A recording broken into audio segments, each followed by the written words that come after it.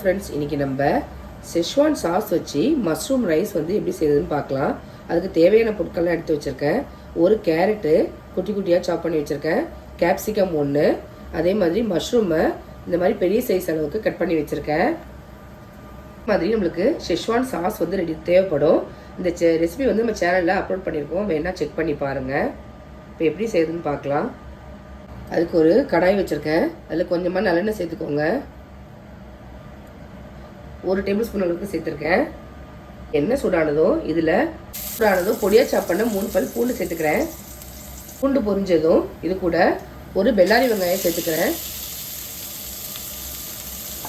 சேர்த்துட்டு நல்லா வதக்கி விட்டுக்கோங்க. வெங்காயம் ரொம்ப வதங்கணுன்ற அவசியம் இல்லை, இந்த அளவுக்கு வதங்கினா போதும். இது கூட நம்ம கட் பண்ணி வச்ச கேரட் சேர்த்துக்கலாம்.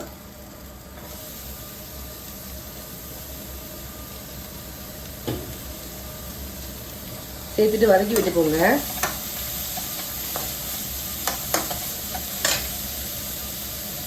கேரட்டு ஓரளவுக்கு வதங்கினதும் கட் பண்ணி வச்ச மஷ்ரூமை சேர்த்துக்கலாம்.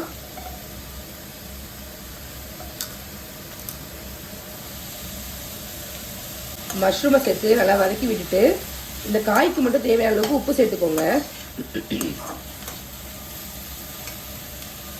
ரைஸ் வேக வைக்கும் போதே உப்பு சேர்த்து தான் வேக வச்சிருக்கேன். ஸோ காய்க்கு மட்டும் 1/2 ஸ்பூன் அளவுக்கு உப்பு சேர்த்துக்கிறேன். மஷ்ரூமை சேர்த்துட்டு இதில் தண்ணிலாம் எதுவும் சேர்க்க வேணாம். இதில் இருக்க வாட்டர் கண்டென்ட்லேயே இது வெந்து வந்துடும். அப்பப்போ லைட்டாக மிக்ஸ் மட்டும் பண்ணி விடுங்க.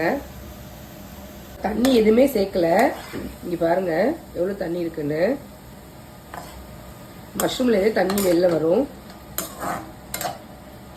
இப்போ இது ஓரளவுக்கு குக் ஆனதும் இது கூட நம்ம கட் பண்ணி வச்ச கேப்சிகத்தையும் சேர்த்துக்கோங்க.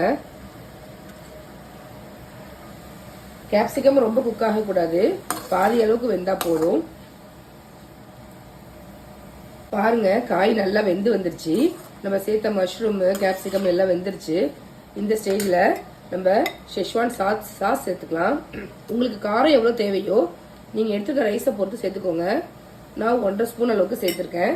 இப்போ இந்த சாஸ் வந்து இந்த காயோட நல்லா மிக்ஸ் ஆகிற அளவுக்கு மிக்ஸ் பண்ணி விட்டுக்கோங்க. கூட கொஞ்சமாக நான் கெச்சப் சேர்த்துக்கிறேன். உங்களுக்கு வேணாம் அப்படின்னா நீங்கள் ஸ்கிப் பண்ணிக்கோங்க. லைட்டாக ஒரு புளிப்பும் இனிப்பும் டேஸ்ட்டுக்காக நான் சேர்த்துக்கிறேன். சேர்த்துட்டு மிக்ஸ் பண்ணிவிட்டு ஸ்டவ்வை ஆஃப் பண்ணிவிடுங்க. இது கூட நம்ம வேக வச்ச சாத்தை போட்டு மிக்ஸ் பண்ணால் ரைஸ் ரெடி ஆகிடும்.